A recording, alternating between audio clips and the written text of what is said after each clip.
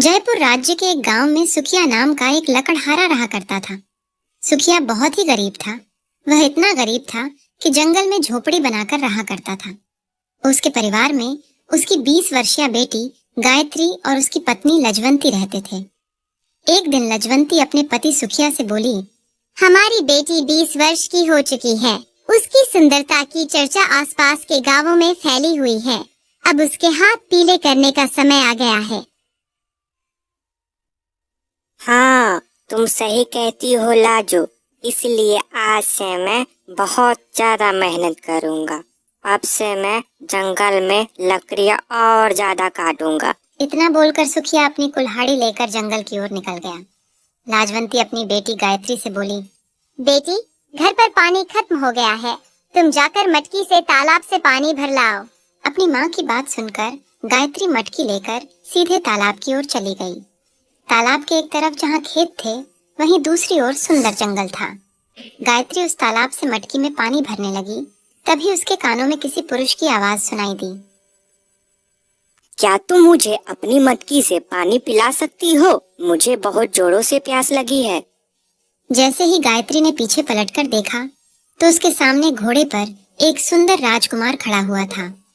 राजकुमार गायत्री को आंखें फाड़ फाड़ कर देखते हुए अपने मन में बोला, अरे, इतनी सुंदर लड़की तो मैंने अपने जीवन में नहीं देखी है।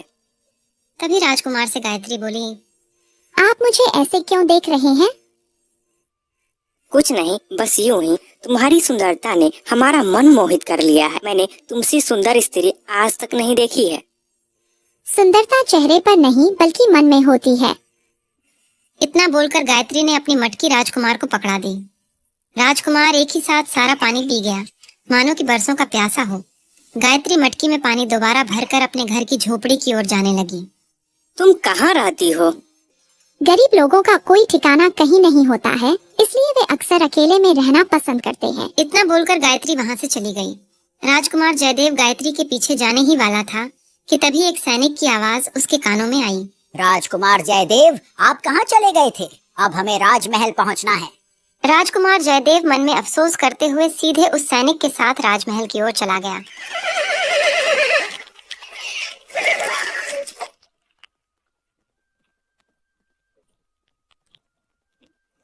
इधर शाम के समय सुखिया चिंतित अवस्था में अपनी पत्नी से बोला, हाँ, सोचा था कि ज्यादा लकड़ियाँ काटूंगा तो ज्यादा आमदनी होगी, मगर आज तो उतनी लकड़ियाँ भी नहीं बिकी जितनी बिका करती थी।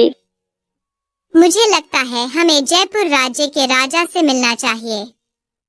कहते हैं कि जयपुर राज्य के राजा हरि सिंह प्रजा की बहुत ज्यादा मदद करते हैं। अगले दिन सुखिया अपने परिवार को लेकर जयपुर राज्य के लिए रवाना हो गए।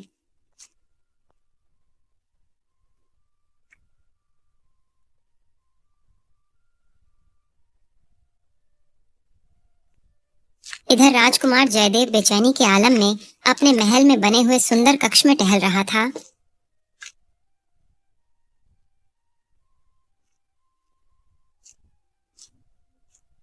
तभी एक सैनिक राजकुमार के पास आकर बोला, महाराज ने आपको याद किया है राजकुमार। ठीक है, हम अभी आते हैं। लाजवंती, आज मैं महाराज हरि सिंह से मिलने जा रहा हूँ। तुम ईश्वर से प्रार्थना करना कि वो हमारी सहायता करे। इतना बोलकर सुखिया सीधे राजमहल की ओर रवाना हो गया। कुछ ही देर में वह राजमहल के अंदर राजा हरि सिंह के सामने खड़ा हुआ था। क्या कहना चाहते हैं आप? मैं एक गरीब लकड़हारा हूँ महाराज। मेरी एक पुत्री है जो कि बहुत सुंदर है, लेकिन मेरे पास उतना धन नहीं है कि मैं उसके हाथ पीले कर सकूं। महाराज, मैं यहाँ इसलिए आया हूँ ताकि आप मुझे धन दे, जिससे मैं अपनी पुत्री का हाथ पीला कर सकूं।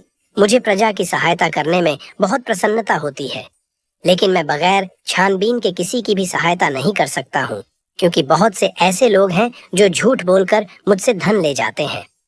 पहले मैं इस मामले की छानबीन करूँगा। आप जैसी छानबीन करना चाहते हैं कर सकते हैं, मैं आपकी राज की सीमा से सटे हुए जंगल में झोपड़ी बनाकर रह रहा हूँ। मेरे पास इतना धन नहीं है कि मैं किसी धर्मशाला में ठहर सकूं महाराज। ठीक है, तुम जा सकते हो। हम कल ही अपने पुत्र राजकुमार जयदेव को कुछ सैनिकों के साथ तुम्हारी झोपड़ी भेजेंगे। तुमने जो कहा है, अगर वह सत्य निकला तो हम तुम्हें इतना धन देंगे कि तुम्हारे साथ पीढ़ियां बैठकर खाएंगे, और अगर वह बात झूठ निकला तो हम तुम्हें सरेआम फांसी पर लटका देंगे।